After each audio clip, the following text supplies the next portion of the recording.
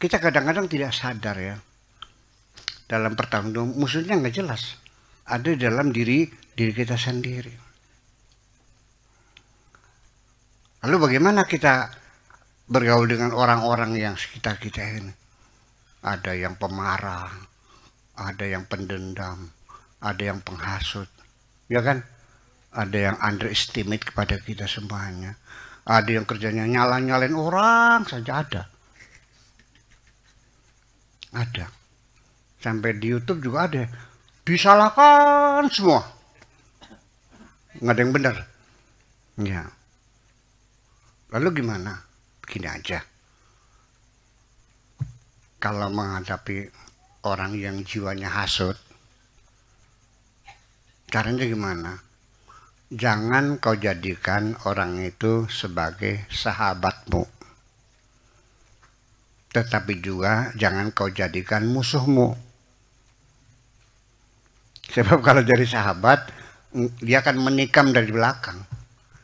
Kalau jadi musuh, maka kemarahan dia akan meledak-ledak. Jadi jaga jarak aman sajalah. Secara formalitas, assalamualaikum, selamat pagi, apa kabar, sehat, dah selesai. Ini, karena orang yang hasut itu, yang dipikirin orang lain, tidak pernah memikirkan dirinya sendiri. Dia tidak mengizinkan ada orang bisnisnya sukses, tapi dia sendiri tidak punya keinginan untuk sukses.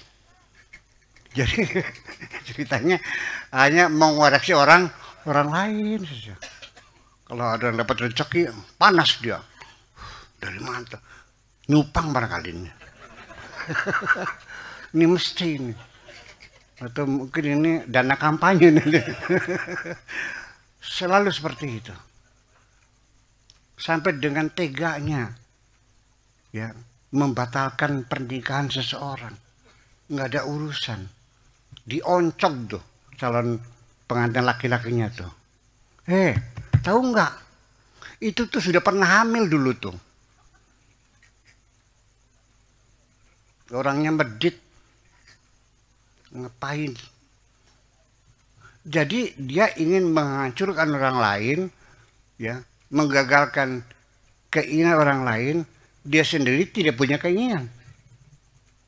Jadi saya kasihan sekali, terharu saya melihat orang yang jiwanya hasut itu. Ya, hati-hatilah. Itu bisa masuk dalam diri kita kok, tanpa kita sadari. Coba aja perhatikan, ketika ada orang dapat rezeki, kamu panas hati atau ikut bergembira? Ya. Ntar dulu.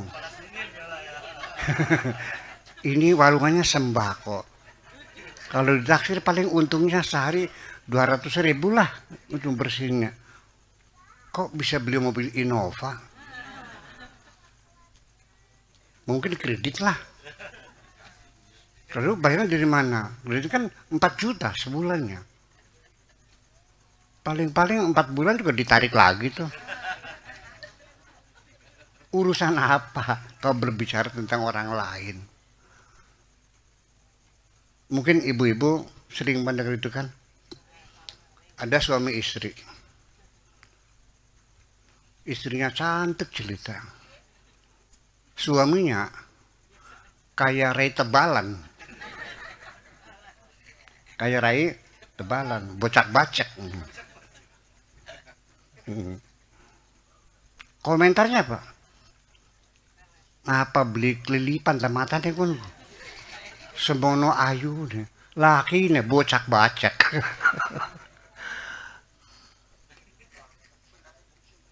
Semua dikomentari. Ya, semacam itu. Jadi dia itu semuanya adalah sifatnya adalah penghancuran, destruction. Hanya menghancurkan diri. Dan itu membuat dia tidak pernah nyaman hidupnya. Dan dia orang yang tidak pernah bahagia. Ya. Dendam, kemarahan, ya, dendam kesumat, kemarahan, kebencian, dan sebagainya. Itu adalah musuh-musuh dalam diri kita sendiri. Yang keduanya bertarung, ya, kekikiran berhadapan dengan kedermawanan, ya kan, bersih dengan kotor, kepedulian sosial dengan egoistis, ya kan, itu saling berhadapan-hadapan. Bagaimana kita mengaturnya, itu yang penting sekali, bahwa kita mesti mengatur. Ibu-ibu sekalian, bahwa ketika kita ingin menyelesaikan seorang yang kena depresi psikologis, itu bagaimanapun juga kita harus mempelajari sejarah dia dari sejak kecil. Nggak bisa. Itu bukan karena hari ini, itu sudah lama. Iya, karena kekecewaan dia yang luar biasa, ya. Dia pernah melihat bapaknya berselingkuh, ya, sakit hatinya itu berpengaruh pada perilaku kita, membangun suatu dendam, kebencian, sampai dia sendiri enggan untuk kawin.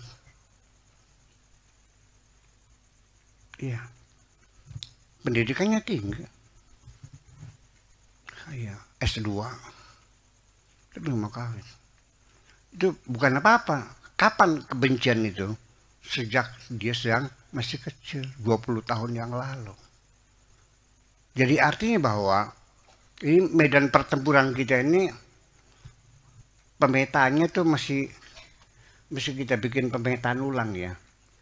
Karena masing-masing nanti psikoanalisis, psikologi, behaviorism, psikologi segala macam, itu juga saling mempunyai pandangan yang berbeda-beda.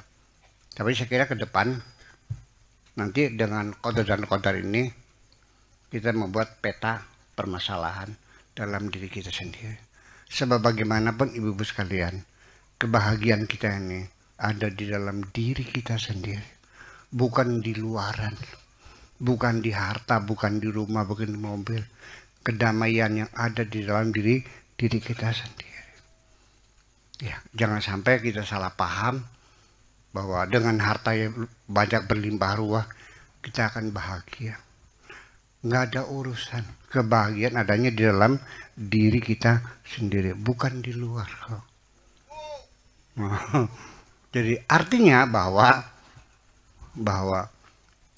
terlalu banyak orang yang hartanya berlimpah ruah, ternyata dia tidak bisa menikmati hartanya. Ke taman di rumahnya aja, itu biaya perawatannya, tukang yang ngurusin taman tuh 10 juta sebulan. Yang nikmati siapa? Orang lain. Dianya apa aja? Pulang malam. Kapan menikmatinya? Mobilnya 10, yang diduduki joknya berapa? Ya. Malah justru harta dia semakin banyak, malah dia tidak dapat kesempatan untuk menikmati hartanya. Sehari-hari hanya marah aja. Ada lagi pengelolaan yang tidak wajar dalam diri kita sendiri. Sawahnya 80 hektar. Kaya nggak? Tapi lidahnya belum pernah makan sate seumur hidup. Kakinya belum pernah pakai sepatu. Anaknya nggak ada yang sekolah. Realita. Nggak usah disebutin namanya. Ada yang sekolah. Sehari-hari suruh bekerja, sawah, nanam padi. Nanti akhir tahun dijual padinya, beli sawah lagi, nambah 81 hektar. Nanti tumpahnya nambah lagi 1 hektar lagi, 82, 83, sampai 90 hektar. Kesenangannya bukan masuk ke dalam perut, dinikmati satenya, dinikmati bergedenya, dinikmati rendangnya, enggak. Kesenangannya menghitung duit. 1 juta, 2 juta, 3 juta, 4 juta, 5 juta. Selap lagi di bawah kasur. Nanti jam 3 bangun lagi. Situ lagi 1 juta, 2 juta. Kesenangannya menghitung duit. Ada, itu penyakit. Ya kenapa tidak dinikmati? Toh nanti kamu pulang juga tidak kau bawa kok. Saya berjanji, kain kafanmu tidak akan ada kantongnya kok. Betul nggak, Muno?